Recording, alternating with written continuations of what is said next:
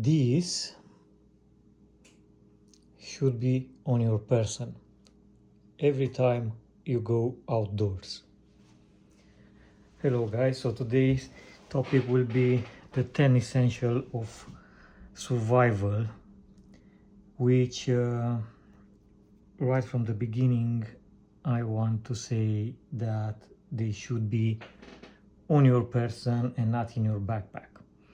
And when I say on your person, I mean your pockets, your wrist, your belt, stuff like that you cannot be separated from your items by mistake or on purpose very easily. So they are meant to help you survive and is your last refuge in case things are going bad. Therefore, you should be able to have them and rely on them in the worst case scenario.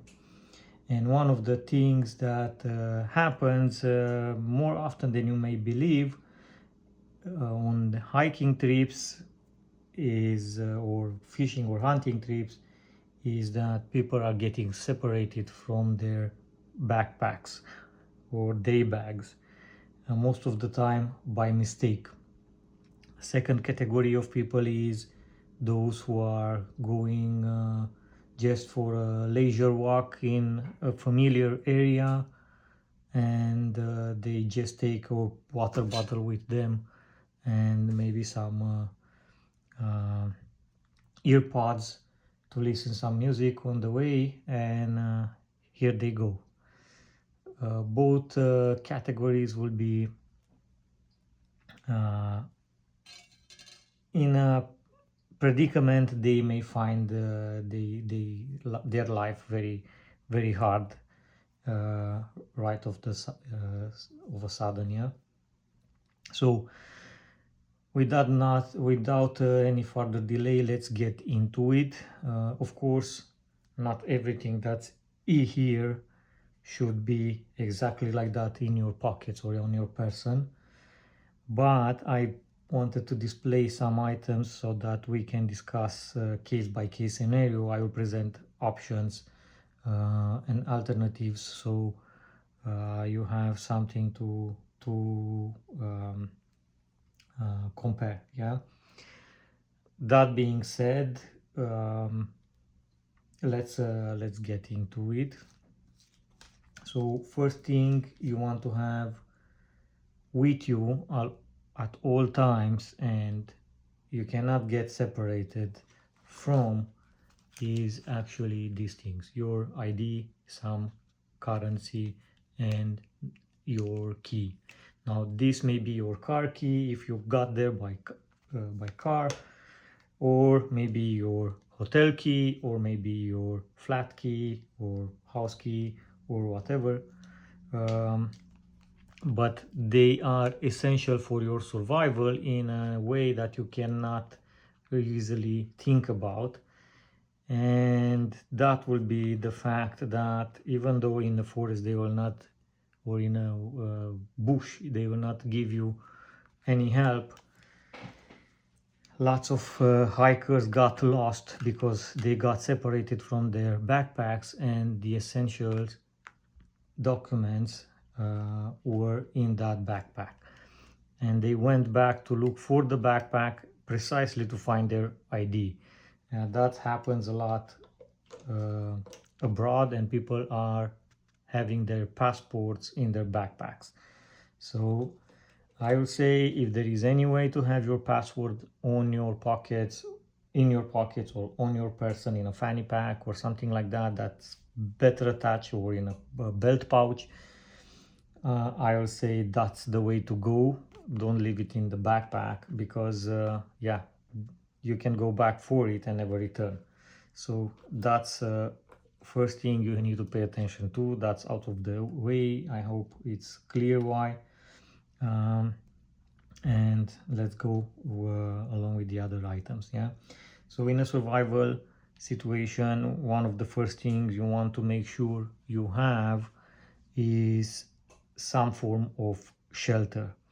Now, the best form of shelter to have with you at all times in a very compact form is something like this. This is a survival poncho. So unlike a survival blanket or a bivy bag, this is a bit more versatile. It's also reflective, so it's same mylar material with some camouflage or bright color, depends on what type of poncho you choose. I chose this one for a bit more camouflage, but you can choose a bright orange one. And this can be your protection in case it starts raining or snowing, but also it's a bit more wearable, so in case you are getting into a hypothermic state, into bad situation, you can actually put this on you and it will better insulate you from the exterior and keep your body heat closer to your body. So it's, in my opinion, it's way better than a BV, which will not allow you to move. This will allow you to move, or a survival blanket, which needs some work and creativity to make it work as a garment, piece of garment, let's put it that way. And another advantage of the poncho is that it can also be used as a tarp. Yeah, so you can use it as a tarp, like you will use a survival blanket, but you can also wear this on your body. So this is why I consider this to be an advantage. It packs, it's more durable as a material because it's designed to resist a bit more abuse, and it packs into quite a small form. And besides, you have the pouch that comes with it, which can be a bag that will help you gather some stuff from the forest if you need to survive. I don't know, like birch bark to help you with a fire, or some other materials for fire starting. This can be very handy.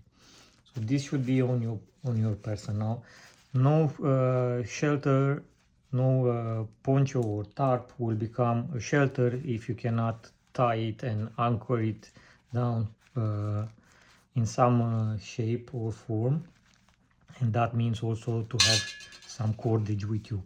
So you can have some pre-made guidelines like these ones to attach it to the corners of your poncho to use it as a tarp, or you can have some paracord with you and you take inner strands from it and make some guidelines off of that and use this as a ridge line.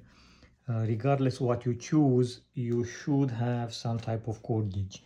Another option would be something like this, then you can wear actually as a bracelet, yeah, so something like that. And that's composed of two different type of cords. I have mini cord and micro cord there, different colors. It may come handy if you are in a situation when you need cordage to have different colors for high visibility, for a bit more resistance and stuff like that. Now, another important part of your shelter may be just something like this. This is a garbage bag.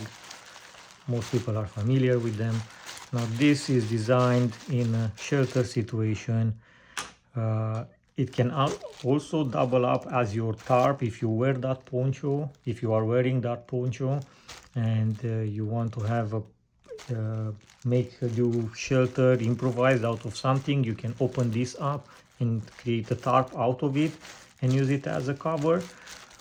Or if you don't need to use it in a rainy situation or humid condition environment, you can actually stuff this with like grass or dead leaves or stuff like that to make a mattress and insulation from the ground out of it. Yeah, so for a shelter there are three things you need when you want to sleep. So you need something to sleep on, you need something to sleep in, and you need something to sleep under. Yeah, so you have those three conditions you need to meet. So if the poncho will satisfy one of them. This may satisfy one of the other two, depending on which is more important for you at that point in time. Now, if you want to have minimal cordage with you, this is not floss, but is the uh, packaging from floss. I replace it with some more resistant thread, and I have quite a bit of it. So this is the smallest form of cordage you can have. I have roughly 20 or 25 meters here, so that should be enough for improvising any shelter. So that will be the minimalist option, that will be the survivalist option, and this will be something in between. And if you go with paracord, in that case you may use it to kind of lower yourself down a slope or something like that. In this case, a carabiner, but it has to be a climbing carabiner, makes sense if you know how to use it. Otherwise it's just dead weight, so you better leave it at home. So if you have this may make sense if you know how to use stuff. If not, you better discard them. So that will take care of the shelter part. Next, I want to briefly discuss water, because most of the time that's one of the priorities. I recommend everybody to have something like this, a water bottle attached to their person. I carry this one. I chose it specifically because I can put it in my pocket. I usually wear cargo pants, and not any cargo pants. I usually go for Fjallraven Vida Pro, and specifically that model, because that will give me more option. One of them is a pocket for this guy and that guy and this guy. So, and also I put it in a DT bag that will allow me to also forage some stuff from the forest floor if I need to, and it's also ventilated. So that will be one thing. Now, not everybody is willing to carry a water bottle in their pocket, but at least you can have something like this. Now, this is something that will allow you to collect water in. It's designed, as you can see, for pets, but if it is brand new and you did not borrow it from your furry friend, this can be also your water container. So this will allow you to collect some water, and together with this little guy here, which this is a water filter, you can actually use it to drink straight from there. Now these go together hand in hand. You have a water pouch and the water filter, or you have your water filter and a water bottle. I chose that one also for the ability to boil water in it. It's a single wall construction, so it will not explode on fire. So this is a redundancy for me as well. And if you don't want to carry that in your pocket, at least should have those. And if you don't want to have those either, you should at least have some of these guys.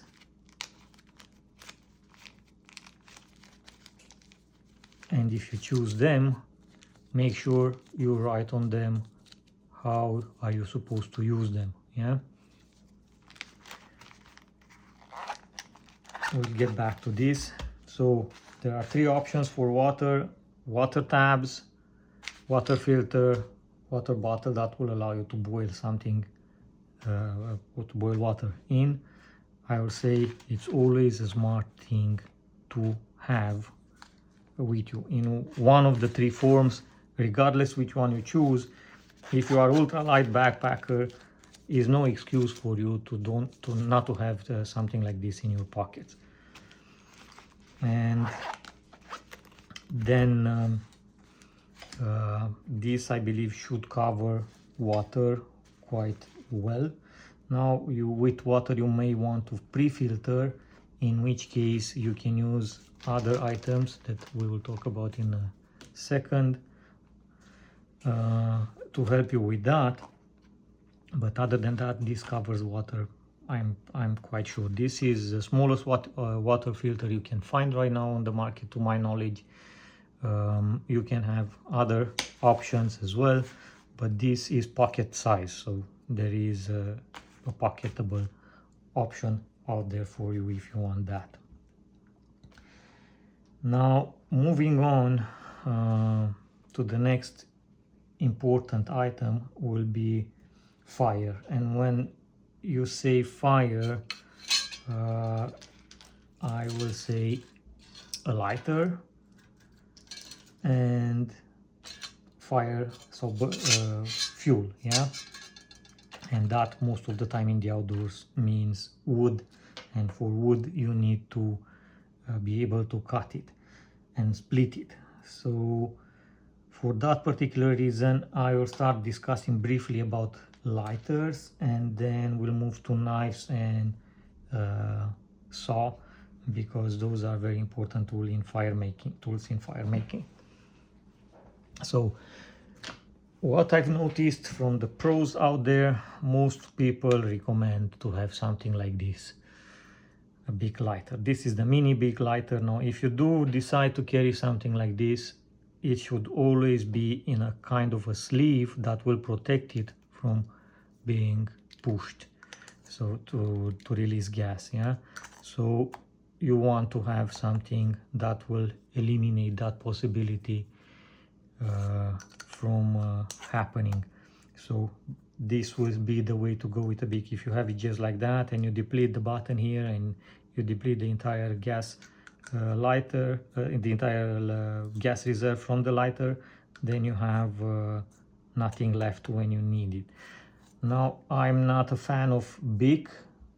They are very reliable. I saw that lots of people are using them just because they are small and lightweight. However, I prefer something like this.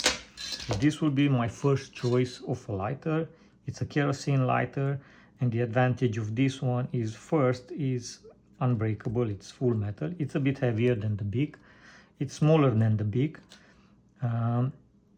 and is, most important, is waterproof. So this is sealed with an O-ring there, and this will allow you to have fire with you regardless in what conditions weather condition are you finding yourself in, yeah. And if you notice here, I also attach an extra ferro rod for it, and also I have extra wick in there and an extra gasket also in the lid there, just to make sure it will be I can operate it in any conditions. And worst case scenario, I have here some cotton as fire starter, and I can use the spark. Just I can use a ferro rod, and there will be my lighter will be working, yeah. So that will be the advantage of this one, being waterproof and sealed, perfectly sealed, will not leave the kerosene to evaporate. So just like this, I've been able to have kerosene in there after 4 months of not using it. I noticed that it's still in operating condition. So if I make sure when I leave home that this is full, I have at least 3 weeks of fire starting every day with a full lighter.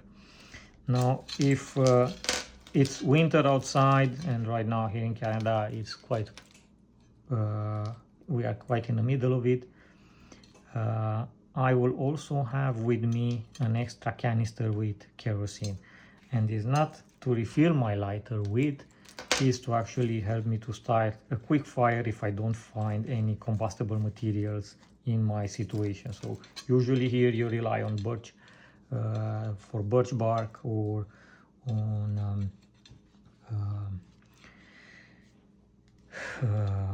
coniferous trees, yeah, evergreens, but if you are in an area where you don't have trees or you don't find those, it's easy to start a fire with some kerosene on any combustible material. So usually in a hypothermic in a situation when you reach hypothermia, you have less than 3 minutes to react before you lose dexterity on your fingers. And if you are not able to start a fire in those 3 minutes, that meaning gathering material and starting the fire itself, you may find yourself in a predicament. So it's better to have something like that. Now, if it's summer, I don't necessarily have this one with me, but I always have my lighter. My second option as a lighter before the beak is something like this. It's a torch lighter. This is a Zippo with double torch insert. This helps me helps me start a fire way quicker than something like this, just because I can direct the flame wherever I want, and it's a more intense flame, so even if it's slightly wet material, it will ignite easier than with that. Second reason is I cannot depress the button when it's closed like that, so there is more secure, so I can rely on it anytime I need it. Now, if this goes underwater just like this, they become inoperable until they will dry out. With the beak, you can still use the spark. With this one, unfortunately, you cannot do much. So this is kind of my third option, because it's also heavy. But sometimes I have this with me in fishing scenarios, so just for knot tying and stuff like that. So, but my main lighter and what I do recommend to people to have is a kerosene lighter that is waterproof, and you cannot fail with this one. This last option will be an actually ferro rod, so that will also be something that you can rely on. The difference between these two is the fact that it may be a bit more difficult to operate the ferro rod if you have an injury, so one of your arms is not usable to the capacity, or maybe you just are unable to use it for some reason. This you can operate with one hand easier than that. You can just step on the lid and untwist it with your working hand, and then you can use it. With this one, it's a bit more complicated. You can use it with one hand, but it's a bit more complicated. But that's always my backup.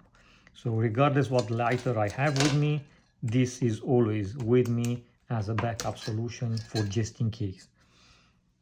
And when I say this is not this specific one, is a ferro rod, yeah.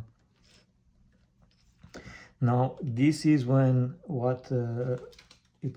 it's about lighters. Now in general I carry something like this with me in the woods, or like this. So it's either, if I go minimalist, if I go just hiking in a short leisure walk or stuff like that, I might just have this one with me. If I'm camping or going for a longer trip or day hike or something like that, and it's not some difficult terrain where this weight will slow me down, I will carry this. And here I have way bigger ferro rod that goes all the way to here, yeah. So this is something that you can easily operate with your frozen hands or stuff like that. So why will I choose this? I will choose a bigger knife because I can do batoning with it, I can do light chopping with it, so it's kind of a knife and axe combination. And also on the back of it I have a saw blade. Same with this one. When I have this one with me, it fits perfectly in my Fjordevon pocket, and also there goes this blade and the nut and screw that I use to attach it to this little guy here to create a saw.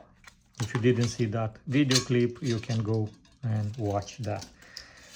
Now with knives, it's a bit of a longer discussion, but I will take that into another video clip, just because we are already too long into it right now. So the main idea is you always want to have a fixed blade knife, not a folding knife, and I never recommend this guy as your main knife. If you have to, first of all, you cannot operate it with just one hand. It's very, very difficult if you try to do that. Technically you can, but it's very difficult. Second, it's not safe to use. Third, it's too small to do most of the tasks you need. So if you want to go with a Victorinox, the only one I recommend to people is the Ranger grip, not necessarily this black one, but this has a lockable blade there, so it's safer in operation and has a decent saw. So if you compare this with a Silky, you see that you have almost the same cutting length, and it's performing very well as well. So if you need to have a multi-tool, make it this one, not that one, not this one, and it will do you way more good than anything else. But I would generally carry with me a fixed blade and a proper saw blade that I can do work with fast and I can rely on, and I can use one-handed. It's easier for me to just pull this out of the sheath than to operate a folding knife, even though this guys is kind of easy to operate. Same that one as well, with both hands.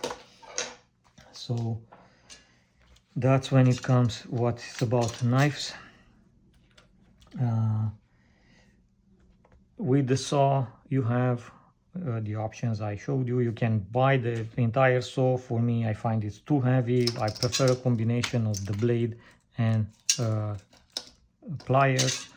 As a saw, it's way lighter. I can use these for other things. I cannot use the handle of a saw for much, but this guy, I can use it for a lot of things in the wilderness.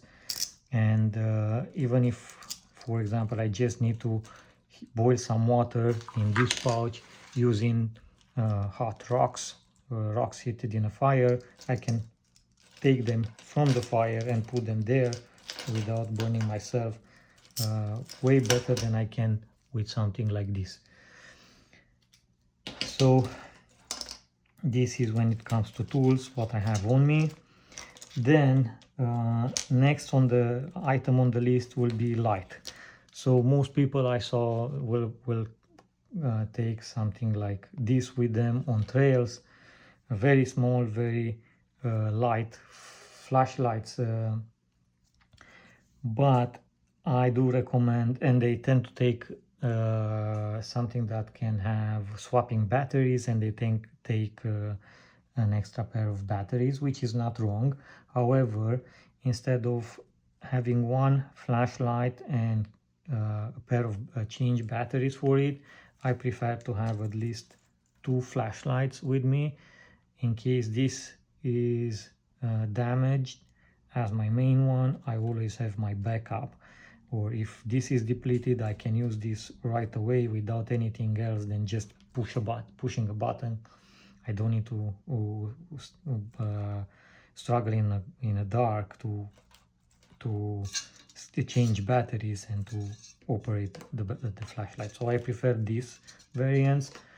There I do have, however, flashlights that in general are a bit better than these guys. Neither of these are waterproof. This is to some degree because it has the charging port covered. This doesn't have it, so it's a bit more it's a bit less reliable if it's in a rainy situation, or if I drop it in a pond or stuff like that. So I tend to take another flashlight with me that is waterproof. And I do recommend people to have waterproof flashlight and something that has some red light on it, just as a marker.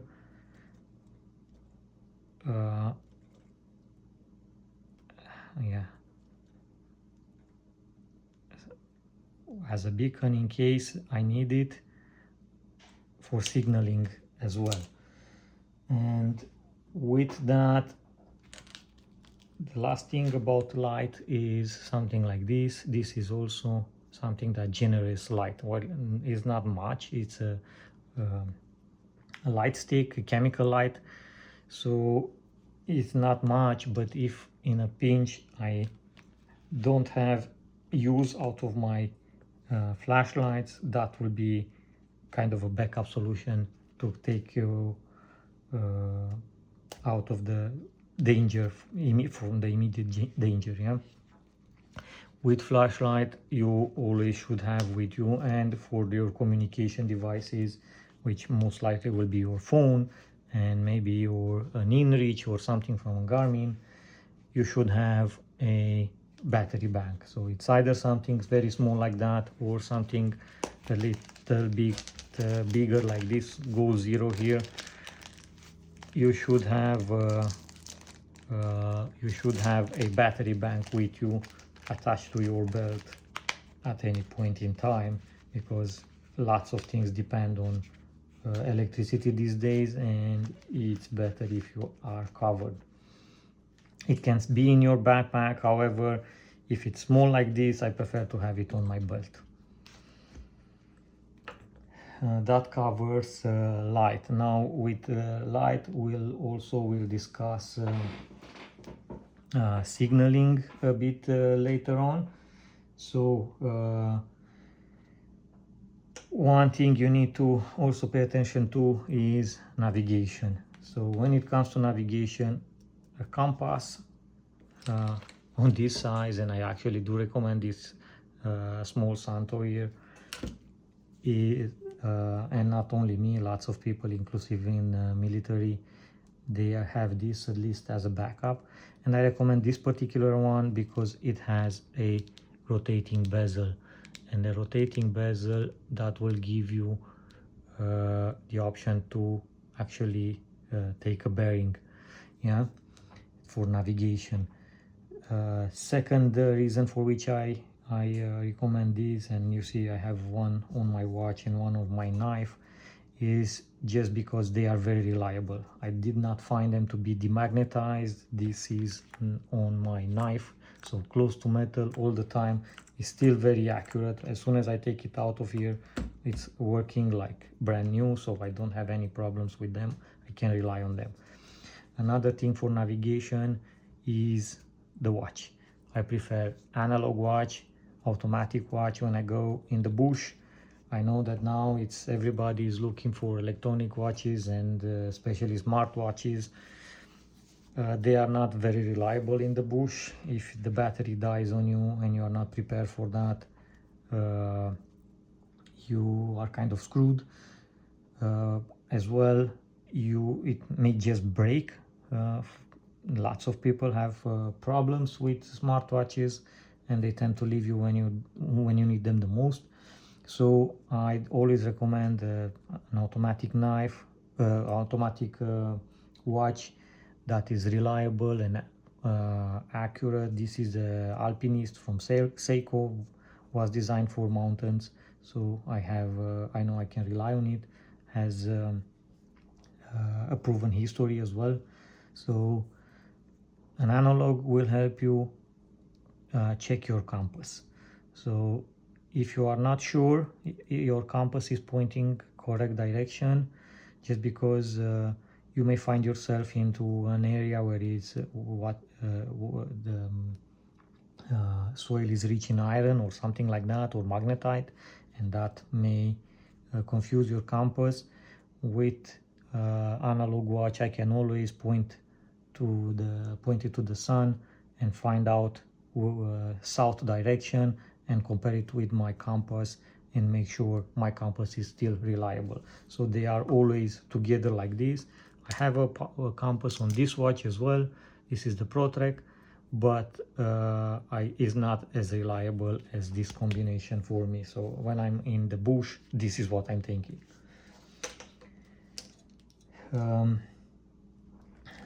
With navigation as well, you should have a map. I know you have always a map on the phone, but you should have a paper map for the area you are going in. So that's something that you should pay attention to as well. Then you have to have something, a medical kit with you. So a short kit like this, I always have some heat warmers for the hands, hand warmers, or body warmers, depending. Normally I prefer hand warmers. They come in packs of 2, and I can use one at a time on my chest to keep my body temperature in check. Yeah. On the back here I do have a mini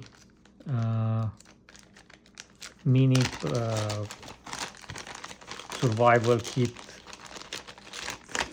with patches, so suturing strips there, or stitching strips, how they are called, band-aids at various sizes and forms. I do have some patches for jackets, so those repair patches for clothing in there. So this is not a lot space, is not a lot weight, and there is no justification not to have something like this in a pocket. You can go along without many other things, but this is a essential, survival essential you should always have with you. This is actually part of my EDC. Now again, with my EDC I also have something like this. So here I reuse some those samples, perfume samples, little bottles, and here I have some, just because they are small enough for what I need in like a daily stay situation, up to 2 or 3 days. This should be just fine. This is iodine solution, because you are working with knives and saws and stuff like that. There is a possibility to get cut, so you might need to disinfect a wound. Also I have some styptic powder here to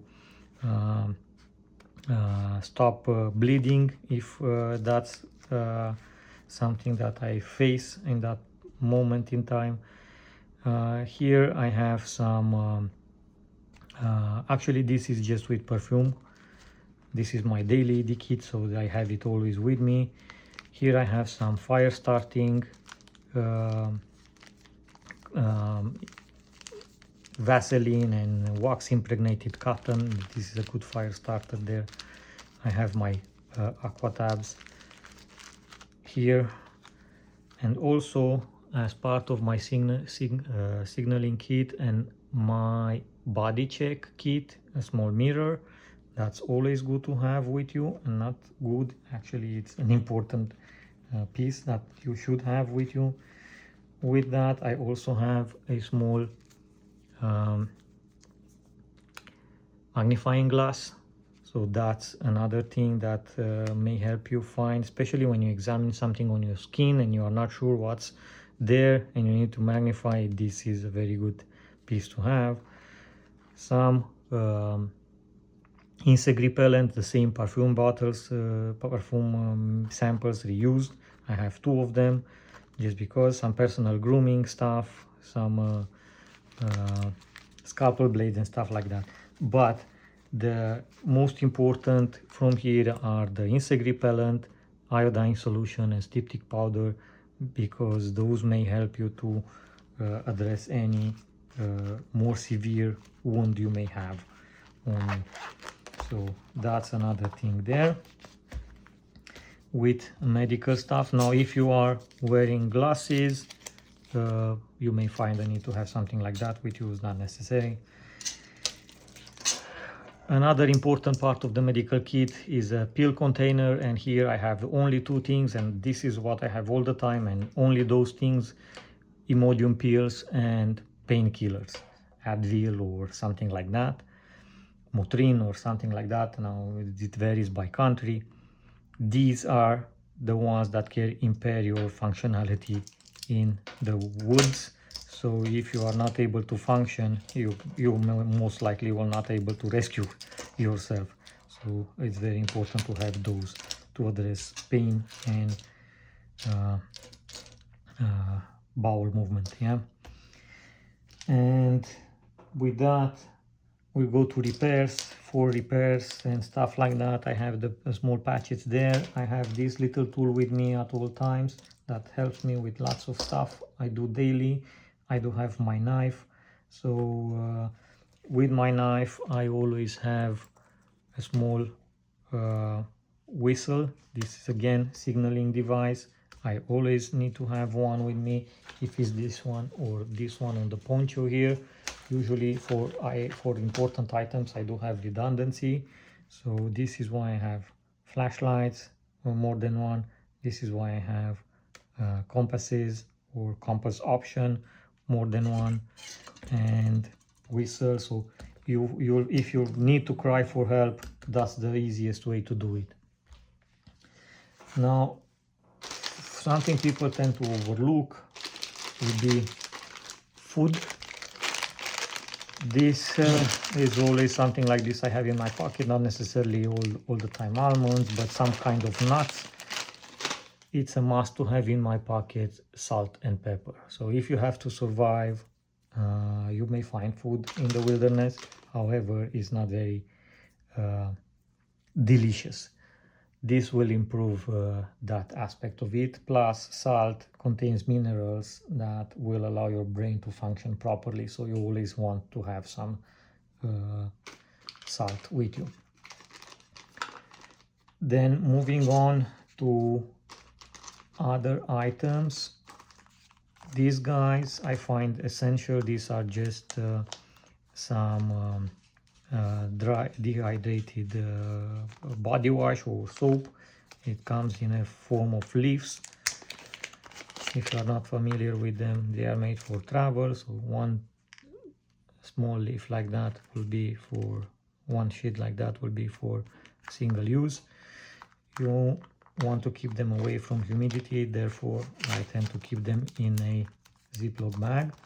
These are for hygiene. Yeah, that's important, especially if you need to address a wound. So you cannot do wound care with dirty hands. So this is must to have with you. Some people carry wipes. I prefer not to carry them anymore. I did for a while. Sometimes I do have them in camping environments, but on hikes I'm not taking them with me anymore, just because those are already wet. I already have water with me. I prefer to take these guys, which are compressed towels. They will rehydrate as soon as they are in contact with water. Now, if I take an extra Ziploc bag from my poncho, and I have one sheet of soap, put it in the extra bag with a bit of water, shake it around well until it dissolves in there, and then add one of these guys inside. I will get same result as here, and this is a lighter way of carrying that wipes, yeah, because I don't have to carry the water as well with me. Now, that being said, the handkerchief is always good to have. You can use it as a make do towel if you need to. You can use it for other, you can for a wound, no, provided it's clean. Yeah, if you blow your nose in it, then it's pretty much that's the only use. Always good to have some sun protection. Now, if you wear glasses, you may have the sunglasses built in. If not, sunglasses are a must as well to have with you. And then one more thing that is I find handy to have is some comfort food or some type of coffee. Now, for me, it's kind of 2-in-1. I found this little candy style coffee. that it's actually real coffee. It's also coffee. It's also real. It's also sweet enough, so it will be a comfort food, but also will keep you awake in a pinch if you need to have something like that. So, and you don't need to boil it. You don't need to mix it with water, anything. You just put it in your mouth and it starts doing its work. So now, if you need to only take the minimorum that you can have with you in the woods, I will always have a knife, a flashlight, a compass, a whistle, and some options to create a fire. So this is the minimalist kit you should have with you, and there is no excuse to not to have something like this. All these items, you can combine them with this guy here, and you have a survival kit. So you take the knife away and keep just the rest of them, and you have a perfect survival kit with you as well. I also have some duct tape in here. Another option would be for you to have a neck knife. Something like this is very lightweight. It's still a flix blade, and one thing that tends to be overlooked with a neck knife, it will give you access to your knife at all times. Something that you have in your pocket or on your belt, if by accident you find yourself under a log or something like that, or a big rock that fell on you, you may still access your knife if it is at your neck. Yeah, you still always have access to your chest.